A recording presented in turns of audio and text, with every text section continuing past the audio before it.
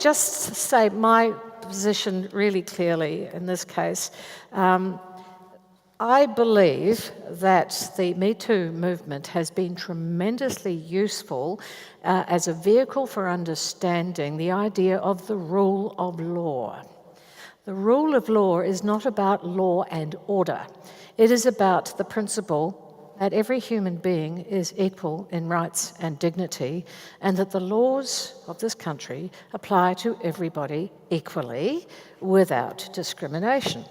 And in fact, the Universal Declaration of Human Rights, which was actually developed with the active cooperation of an Australian called H.V. Evatt, a great man who descended into sadness afterwards, was a tremendous champion of human rights, as was Eleanor Roosevelt, the widow of the United States President at the time, who helped to bring it about. But what we need to be very clear about is the fact that that principle, which is stated at the very beginning of the preamble, is where we should focus on the rights and responsibilities and how society should respond in Australia to the Me Too sexual harassment, sexual assault culture that has been so vigorously exposed in recent years. The Universal Declaration says recognition of the inherent dignity and the equal and inalienable rights of all members of the human family is the foundation of freedom, justice, and something else in that, and peace. Oh yeah, peace in the world. That, and this is relevant to our other things, disregard and contempt for human rights have resulted in barbarous acts which have outraged the conscience of mankind, and it may be necessary, if not dealt with, for such barbarous acts to be met with rebellion against tyranny and oppression. Therefore, that's the basis on which we should look at how to respond to the onslaught of evidence that sexual misconduct is happening and has always happened, but now we're talking about it throughout our world forever, and it does grave harm. I say to you that the gravest harm of the Me Too response is everybody taking a narrow view of what it means. The rights to equality of opportunity, for example, and to equal treatment are the reason why we have a few laws. One of the laws is I shall not be touched without my consent. It's universal throughout the entire human race. And another of the laws is that I must give consent before I'm engaged in sexual activity at an age and circumstances when I can understand what that is about. And trouble is that some of the cases we've had have caused us to fall back into a protection from abuse focus, which is actually different. I'm not saying that we shouldn't be protecting women and particularly children of both sexes, and men too, from the misuse of power along with so-called sexuality for reasons that are damaging and destructive to the individual. I'm saying that if we simply focus on abuse as the problem, then we don't deal with the fundamental issue, which is equality, and the right to dignity and respect is a fundamental source of freedom, justice, and peace in the world. I don't need to spell out for you the many opportunities we've had in the last few years to realise that Australia is no great leader in that regard. But I do need to say that this is what we need to focus on. The Me Too movement, I was one of the many, I'm sure, the millions who signed up when the Harvey Weinstein allegations became obvious, are rights. Respect rights. And respect the fact that the person who has the courage or the desperation to go public with what has happened with somebody who's misused their public power deserves to be supported when that experience has been shared in our own selves. We don't actually deal with that principle terribly well in any country. But in Australia, we do have anti-discrimination and equal opportunity laws. And we make money, I do, out of trying to get employers in particular to take the ultimate responsibility to make sure that these sorts of misuses of power and relationships of dominance and inequality are discouraged and, where discovered, stopped. And if necessary, the person or the institution which is responsible for it is removed from any position of privilege. In our anti-discrimination law, we say that sexual harassment and sexual discrimination, I'm saying sexual, you'll note, not just sex discrimination, in employment, in education, in access to places, in goods and services, partnerships and the like, are all public activities in which the law has the right to say something. But I'm a lawyer, and I know how badly the law deals with people who have been able to voice what's happened to them years after the event sometimes, and to name it for what it is, this abuse of power. And we do it really, really badly.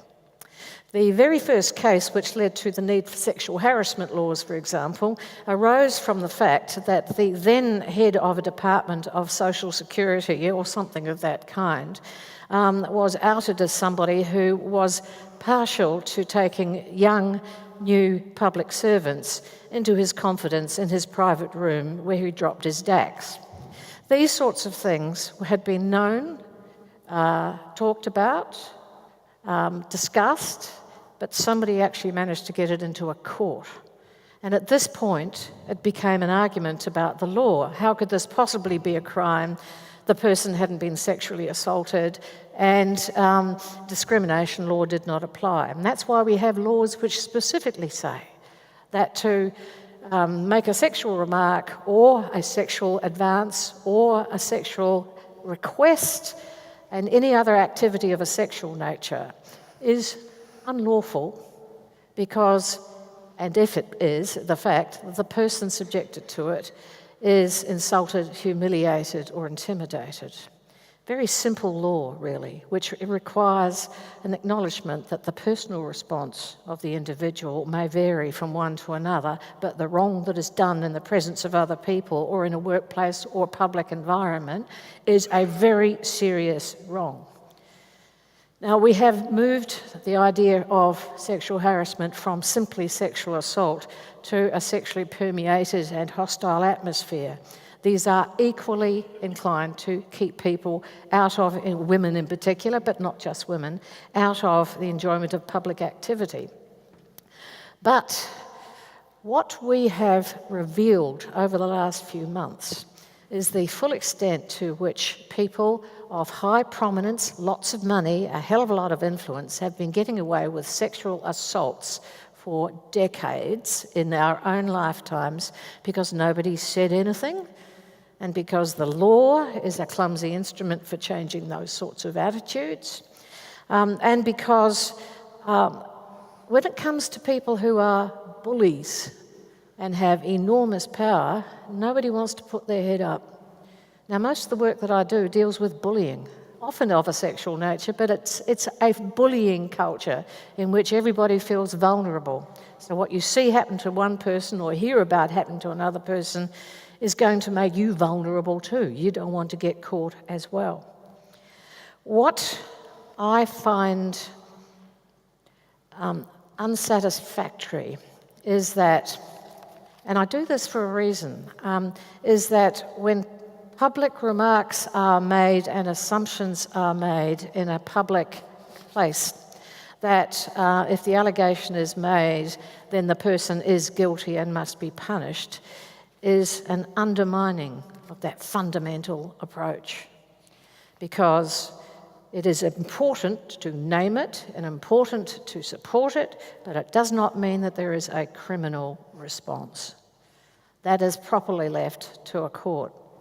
But it does mean that we must deal with the circumstances, the power imbalances, the codes of silence, and more often than not, the male misuse of authority over women and other vulnerable people who are not necessarily women. It's something that we have to address as a culture, as a civilization, and as a community. So I support the Me Too, but as a person who in my own time have been accused of grave wrongdoing and been spat at in the streets and accused of being a very bad person, in another state, of course, it would never happen in Victoria, I know how easy it is to get a feeling of self-satisfaction when you point to the other person and say, you're a bad person, it's individualised. Or you're a bad organisation because it happened in your organisation, without understanding the whole thing comes from this attitude that powerful people can get away with anything because no one wants to stand up and back an ultimate victim. It's a bit like not really wanting to have anything to do with a person who's got a disability or a chronic illness or a disfiguring illness because somehow that's bad luck for you. That's the basis that we have to get over. I would like to point out that the high-profile cases we've got so far have been very, very serious ones. Jimmy Savile, who was a paedophile and a rapist, got away with it all his life and died and hopefully went to hell because he was so famous. They actually gave him access to vulnerable young children. Rolf Harris. Now, this is a mixed-up here. He actually copped all the blame, in my opinion, that Jimmy Savile deserved and didn't get in his lifetime, and had a thoroughly unfair trial, but he brought it on his own head by being a dirty old man, a sleaze bucket, a sexual harasser, well known for it. Nobody said and did anything. There's a shared responsibility for what he got away with, and the fact that he had, in my view, a thoroughly unfair trial because of the similar fact evidence was brought in that was subsequently found to be highly prejudicial and nothing to do with his general mode of behaviour, which he was a groper and a fumbler and a hounder. And he had an affair with his daughter's best friend. That's not a person who is actually using his position, as he did, to sexually harass girls and young women in the ABC in Perth. I remember that one, and a few when I was working in Perth, and those sorts of things. But also that fellow Dr. Nasser, who persuaded generations of gymnasts that digital penetration by him during medical treatment was actually medical treatment and had nothing to do with his personal desires. They've just paid out something like $58 million to a number of those women in just one university where he was running rampant. All of these things are terrible crimes, but our focus must be on the rights and the response to a person who says that my rights to bodily integrity and to be believed have been overruled. There is, I think, an important lesson for us in all of this. When somebody says a bad thing has happened, we need to believe that that is their experience, and we need to have a humane and empathetic response to that person. And we need to be aware now, it's factually established, that these things happen in the sorts of environments where privilege is sustained by silence. I have recently read an article by Helen Dale, or Helen Demidenko as she was known. Remember her? She wrote The Hand That Wrote That. She actually writes really, really well. That's why I follow her as well. She's not as good as Anne Badham, of course. But she recently published an article in Penthouse in which she said that sexiness is not sexual harassment, and makes a strong argument that though it is true that people such as the, and her words are lovely, genetically manipulated monster, I can find that in just a minute, of Harvey Weinstein, he called genetically engineered cane toad. There, that's right. The sort of man who wouldn't actually get women to agree to have sex with him unless he said, "I'll ruin your career if you don't." Those sorts of people have always been with us, and we can deal with those so long as we are supporting them. That is, the people, a proper process for addressing them. But she says that if there are women who are not offended by that sort of sexual conduct, women whom she thoughtfully described as are willing to dirty their knees, should not be slut-shamed, and that those women who don't find it offensive should be quite happy if that sort of conduct and what we now know as sexual harassment, that was a gun, was it? Should actually be allowed to do so, and workplaces where everyone agrees that's nice should be allowed to have it. All I can say to you is go back to the first principle, the human right to be treated as a human being of equal respect and value, a person who has the right to equality of treatment, and a person who doesn't have to put up with this shit.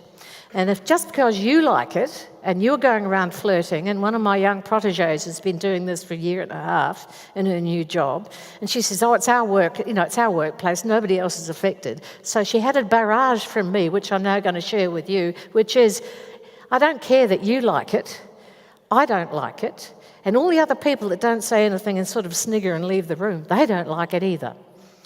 Right, 2-minute warning. That's a good message there. Take it as your responsibility to do something about it. Don't laugh at the dirty jokes. Don't look away when there's something going on that makes somebody uncomfortable.